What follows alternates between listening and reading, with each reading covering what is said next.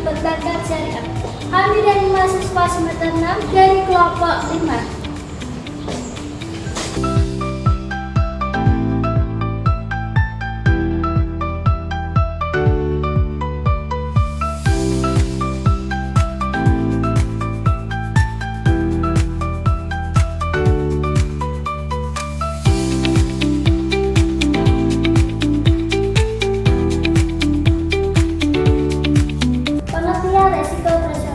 Resiko operasional adalah potensi kerugian yang disebabkan kegagalan dalam proses internal, kesalahan manusia, sistem teknologi yang tidak berjalan dengan baik, atau akibat dari kejadian eksternal yang tidak bisa dikendalikan oleh organisasi. Risiko ini sangat penting untuk diidentifikasi karena bisa berdampak langsung terhadap stabilitas dan efisiensi operasional lembaga keuangan. Selanjutnya ada penyebab resiko operasional. Yang pertama ada proses internal yang disebabkan oleh kesalahan kirim dokumen. SOP tidak dijalankan dengan baik, dokumentasinya buruk, model atau metodologi kerja yang tidak tepat. Kedua ada faktor manusia yang disebabkan oleh kesalahan manusia dalam transaksi, kecurangan atau manipulasi karyawan, dan rekrutmen atau pelatihan yang tidak memadai. Yang ketiga ada sistem teknologi yang disebabkan oleh gangguan sistem IT, kerusakan perangkat keras, penyebaran virus komputer, dan gangguan jaringan internet. Keempat ada faktor eksternal yang disebabkan dari faktor luar, kendali seperti bencana alam, serangan fisik, perampokan, dan perubahan regulasi pemerintah atau aksi terorisme. Selanjutnya ada dampak resiko operasional. Yang resiko operasional bisa menimbulkan dua jenis kerugian utama, yaitu kerugian finansial dan non finansial. Yang pertama ada kerugian finansial langsung. Pertama, penurunan nilai aset bank. Kedua, ada kehilangan hak kepemilikan karena kesalahan transaksi. Yang ketiga, ganti rugi kepada pihak ketiga. Yang keempat, kewajiban hukum seperti denda atau keputusan pengadilan. Yang kelima, ada kerusakan fisik aset bank seperti gedung atau dokumen penting. Kedua ada kerugian non finansial. Selain kerugian uang, resiko operasional juga bisa merusak reputasi bank. Misalnya ketika ATM bermasalah, nasabah bisa kecewa dan memilih pindah ke bank lain. Kalau dibiarkan, ini bisa mengancam kelangsungan usaha bank tersebut. Selanjutnya ada manfaat resiko operasional. Meskipun terdengar negatif, resiko operasional yang dikelola dengan baik justru bisa memberikan banyak manfaat seperti: yang pertama, meningkatkan kesadaran terhadap resiko. Kedua, mendorong tanggung jawab dan transparansi. Yang ketiga, meningkatkan efisiensi operasional dan kualitas pengambilan keputusan. Yang keempat, mendorong profitabilitas dan optimalisasi penyaluran modal. Yang kelima, ada meminimalkan kebutuhan modal untuk menutup resiko. Selanjutnya, resiko hukum, yaitu resiko yang disebabkan oleh adanya kelemahan aspek yuridis seperti adanya tuntutan hukum, ketiadaan peraturan perundang-undangan yang mendukung, atau kelemahan perjanjian seperti tidak terpenuhinya syarat, keabsahan suatu kontrak, atau perjanjian agunan yang tidak sempurna.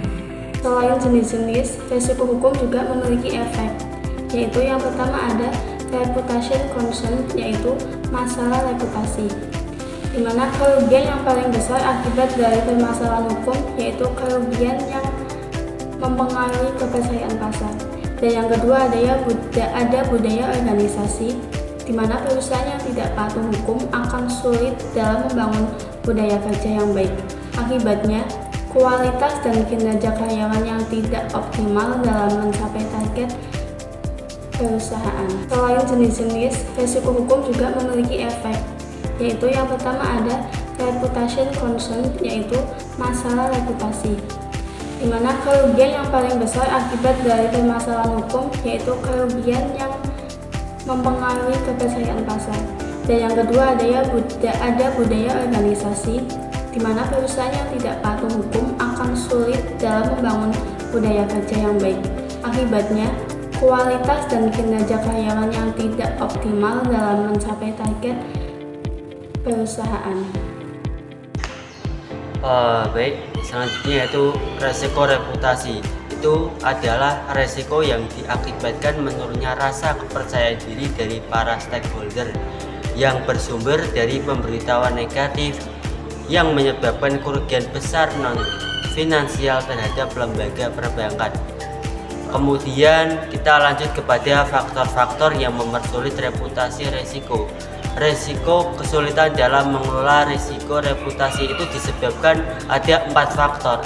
Untuk yang pertama yaitu resiko reputasi dapat datang dari berbagai sumber baik dalam perusahaan maupun supply chain yang lebih luas, sehingga membuat risiko ini sulit untuk dipantau dan dicari penyebabnya.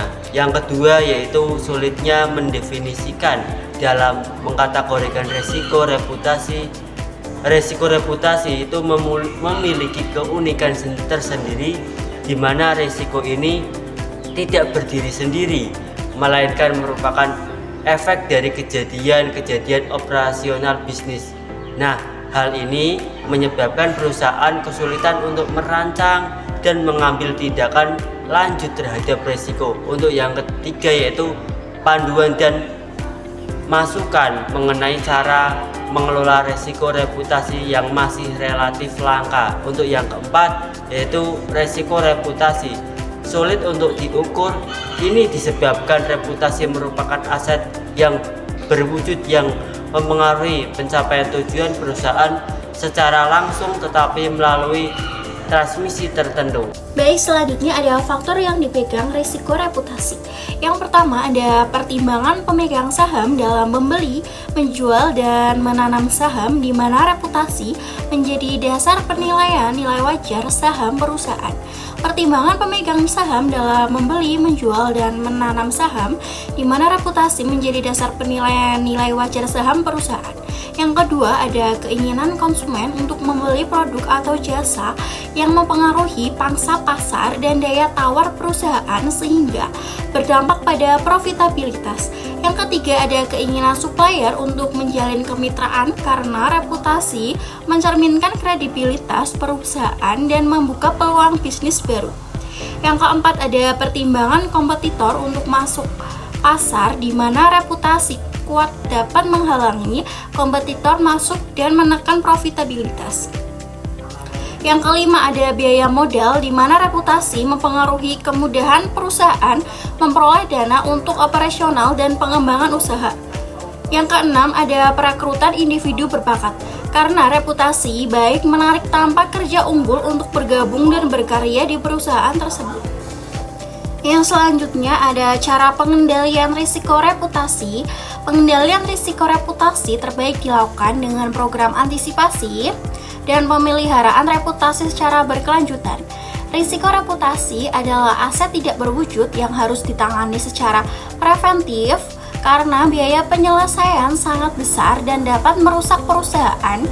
Perusahaan perlu melakukan identifikasi risiko, analisis dengan metode what if dan stress test untuk mengukur potensi kerugian serta pemantauan terus-menerus. Penanganan cepat terhadap keluhan nasabah dan isu negatif sangat penting agar resiko tidak membesar. Selain itu, penerapan kebijakan komunikasi yang tepat, protokol krisis, dan prinsip tata kelola perusahaan yang baik juga diperlukan untuk menjaga reputasi dari keberlangsungan bisnis. Pengendalian risiko reputasi terbaik dilakukan dengan program antisipasi dan pemeliharaan reputasi secara berkelanjutan.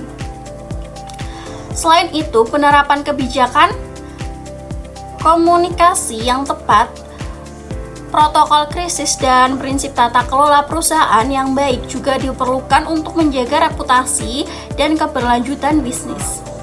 Jadi kesimpulan presentasi kelompok 5, manajemen risiko merupakan aspek krusial bagi keberlangsungan dan perkembangan bank syariah dengan risiko operasional, risiko hukum, dan risiko reputasi sebagai faktor utama. Risiko operasional menekankan pentingnya sistem dan proses internal yang efektif untuk mencegah kerugian akibat kegagalan operasional.